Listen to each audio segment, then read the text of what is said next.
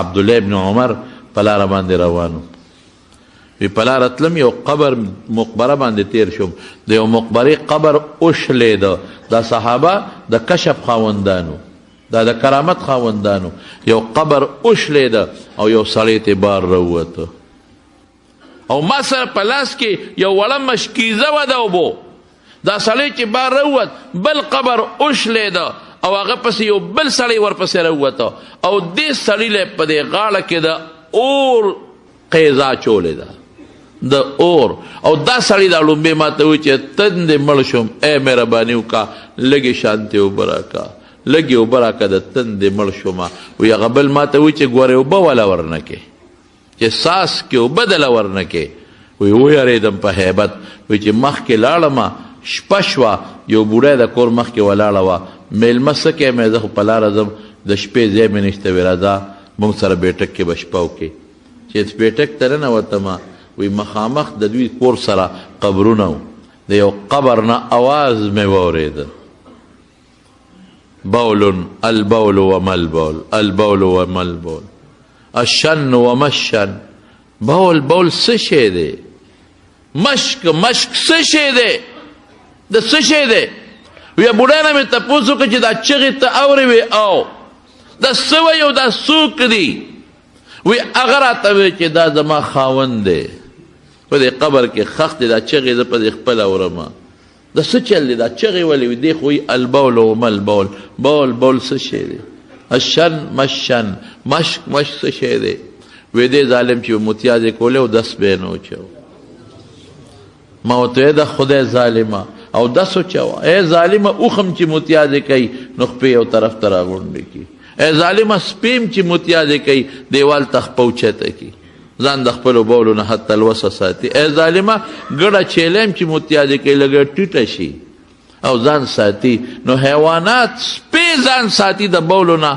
دا خو فطري شي دی ځان ته ساته وایي د به یې مړه پرېږده نیکبختې بول پکې لاسي بول څه شی دی وی دا حقه شی دی چې اوس په قبر کې چغې وي البول وما البول بول څه شی دی حقه چغې زه اورمه او دا بل ټکي چې وي الشنو وما الشن مشک مشک څه شی دی وی دا هم ظالمو ډېر بخیلو یو سړی راغی وی چې د تندې مړ شوم اوبه راکړه ظالم سره جام کې اوبه پرتې وې ولی یې ورنه کړې مړه مرمه تندې نه خدای خاطر وکړه اوبه را وی دغه مشک له ورشه د هغې نه اوبه وڅښه غریب چې مشک له منډې کړي چې د مشک خولې کوله وکړه هغه بې اوبه و یو ساس کې اوبه پکې نه وې مسافر په قضای پرېوته او ساعت یې وخته مړ شو اوبه یې ورنه کړې اوس هغه قبر کې چغې وایي الشن وما الشن مشک څه شو مشک مشک څه شی دی څه شو د مارونو دا یو شی د سره په قبر کې حسابېږي که دې نیکي وکړه دا قبر کې حضرت عثمان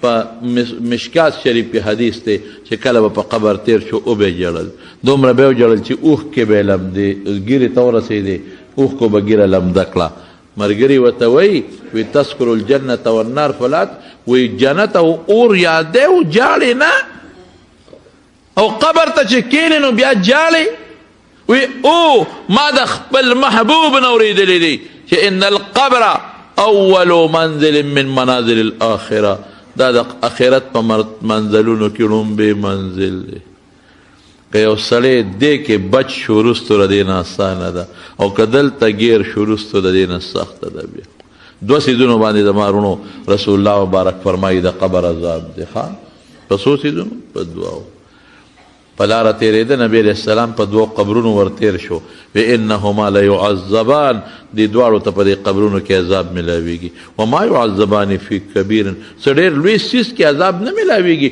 معمولي کار و دوی ته ځان ساتلی شو ډېره لویه خبره نه وه چې دوی ته ځان نه شو ساتلی هر چې دا یو دی وکان یمشي بالنمیمه چغلي خورو چغلي د قبر چې څوک چغلي خور دی د قبر عذاب ته ځان ټینګ کي واما الاخر دا دویم چې و فکان لا یستنزه من البول بولو نه ځان نه ساتي ځکه علما لیکي چې چغلي او چې څوک د بولو نه ځان نه ساتي دا پتلون والا اکثر دا بار یو خو د ضرورت وي لکه پولیس کې دی فوج کې دی یا ضرورت دی دا خو پرېږده مسر نه به ترې وباسو هغوی خپل غریبانان خپل کوشش به کوي خو نن خو پتلون پیشن جوړ شوی دی په دې ایرپورټونو کې دا پتلون والا لیزان له یو شی جوړ کړي په هغې کې په ولاړه بول کوي متیازې کوي.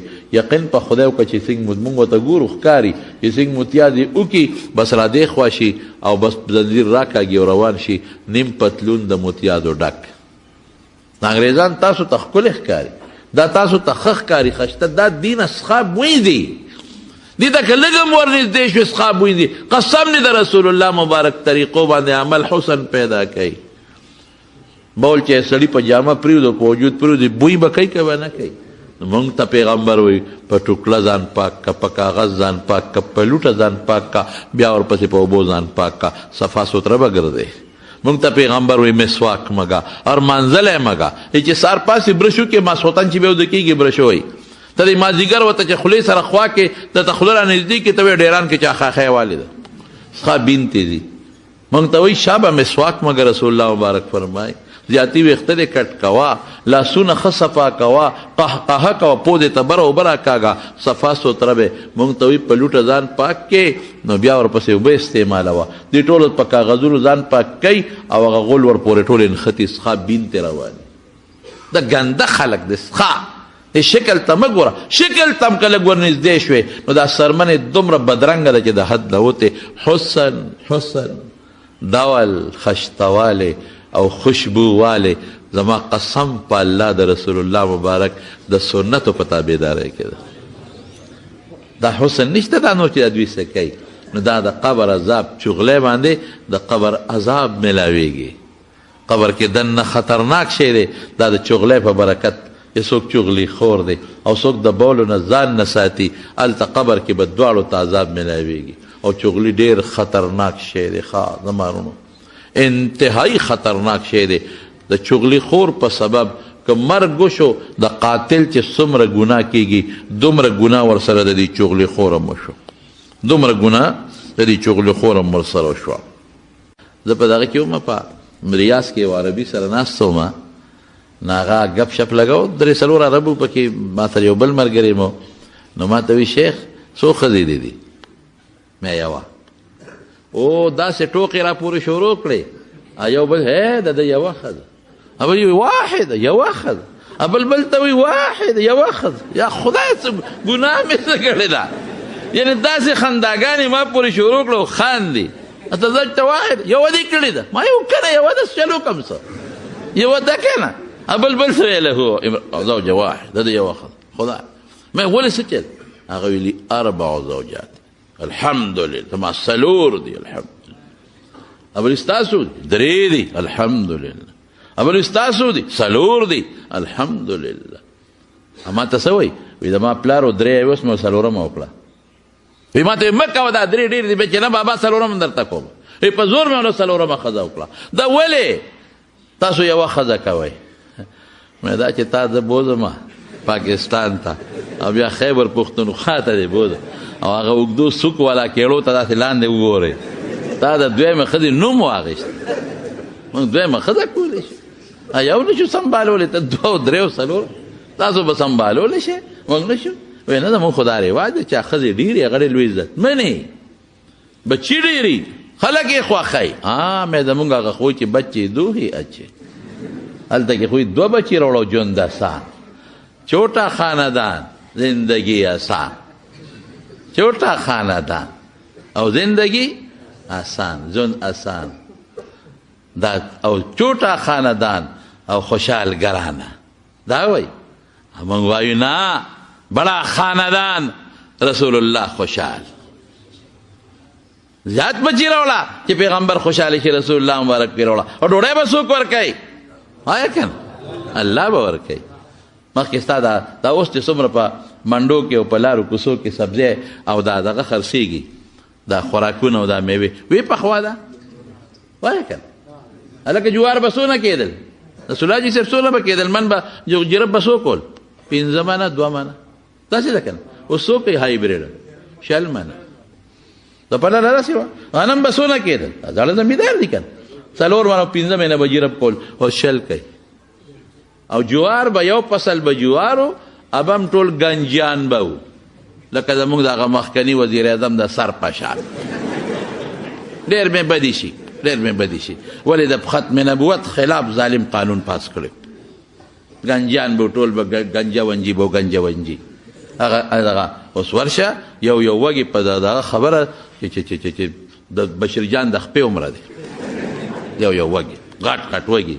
دا ټول خدای مخلوق الله پیدا کړی نه دی، خېټه کې دی پروت دی. دی لا دنیا ته تشریف نه دی راوړی، خېټه کې پروت دی. او فرشته الله نه تپوس کوي مر رزق څونه روزي ولو لیکم. تلا تشریف دنیا ته تا نه دی راوړی، خدای مخکې روزي دله لیکلی ده. مړه دا کبان و دا اوس چې دا څومره په کوڅو کې درپسې ګرځي. دا لابړو دلته کې دا درېو لختو ته او د جندي ته او سین ته سار نه ماښام پورې لامده خوشته به رالو پاو کبان به م نیولي وو، اب هم ټول دله شو ډک وو. او چې مخلوق خدای یاد که په دې لارو کوڅو کې پسې میان ګرځي، تازه میان، خدای مو بخښه، تازه میان، بېله شو میان. داسې ګوره چرګان کوم ځای چرګ کې به میلمه راغی، په دا کوڅو کې به خلکو منډې والې به، او چرګ به په ټوله محله کې په دې کوټو ټسه ټوسه دنیا به خبر شوه چې سید رحمان حاجي صاحب میلمه راغلی. ټوله دنیا به خبر شو. او چې چرګ بیا ونیوه لالا چې به یې ونیوه په څو خرڅی؟ په روپۍ نه یاره په 12 انې نه لږ زیات، نو تر اته به چرګ لاسو کې به خوله شو، جوړه به نه کېده. او چې کله به چرګ واغېست اوس یې ملا صاحب له یو ځای چې حلالي چرګ به بل چا حلالولی نه شو. او ملا صاحب له چې به یې یوړه د هغه ځان نه نخره به وه، هغه به مټې ونغښتې او بډې به یې ووالې او خپې به یې هرتې کړې، ته به یې ګني اتي حلالۍ. او د دې ماشومانو به پس یو هیړو ولې چرګ حلالېږي. لکه ټیک ویم که غلط دا مشران ټول ناست دي. وره ورته دا ملا هغه هډوکي م درته وی چې هغه به خپې هرتې کړې او بسم الله خبرې مه کوې بیا ته ساه نوځي. اوس خو لس هلته کې هغه هلک حلالۍ نو پکې خبرې بندول شو نه پکې بل څه شته. خبرې مه کوې پکې دنه بیا ساه نوځي. خدایا پاکه فارمولې وې ملا به وي بسم الله الله اکبر. ولې هغه به پرې دونه کلمې ځکه چې مری به د هغه وه، سر به یې هغه له وړه ملا غریب له به یې هغه سټ وړه سټ سټ یې راکوټې چې دا غټ شي. مری به ملا صاحب لا کله به ولې سانګونه وړل سانګونه، ولې دې بانګ دپاره سانګونه اوچتی. دا قصې پسې اوس چې خدای مخلوق زیات که رښتیا ووایه. چرګان په کوڅو ګرځي که نه دي؟ دا چرګان او دا پارامي چرګان، دا ارامیان چرګان، دا پارامي دا پارامي چرګ دا خلک بې غیرته دې پارامو چرګانو کړل. خفه کېږې ما پارامو چرګانو دا د ټوله وینه او ګند خوراک پې خوري او ټوله مخلوق لګیا دی په دې څیزه. نو حرام نه دی، ټوله دنیا خوري، خو دا ده چې ډېر ښه شی هم نه دی. خیر خبره مې دې پورې کوله د مارونو چې روزي ته په خېټه کې د مور پروت دی او دنیا ته د تشریف نه دی راوړی، روزي د له خدای مقرر کړې ده.